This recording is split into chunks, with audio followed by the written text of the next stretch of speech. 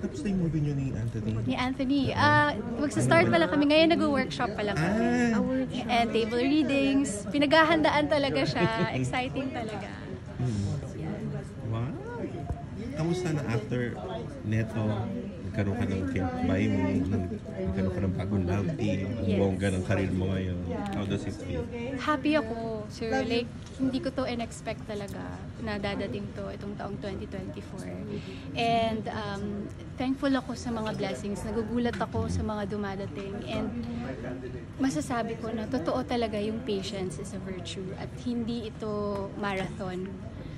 I mean, hindi ito racing, kundi hindi marathon ang buhay.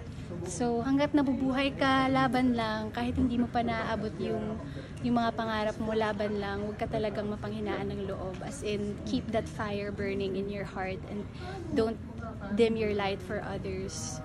Do what you pag mabigyan ka ng opportunity, do your best. If not your best, like you're 150%. Anong thoughts mo sa nagkaroon ka bigla ng love team? As in, organic siya, di ba, na na-form? Yes. Hindi ko in-expect yun actually. Kasi sa age ko na to, parang hindi na ako pang... Grabe naman sa age ko na to. Bata pa ako, guys. Sa itsura mong yung high schooler ang itsura. High schooler pa ako. Hindi kasi, di ba usually ang love teams naman nagsastart at 16, ganyan. And then i-groom talaga kayo as you grow older. Hindi ko in-expect yung pagtanggap ng tao sa amin ni Jennings. So, grateful kami, at saka kabila yung mga blessings na dumadating, mga endorsements. So, excited kami sa journey namin together and sa mga future projects pa na gagawin together.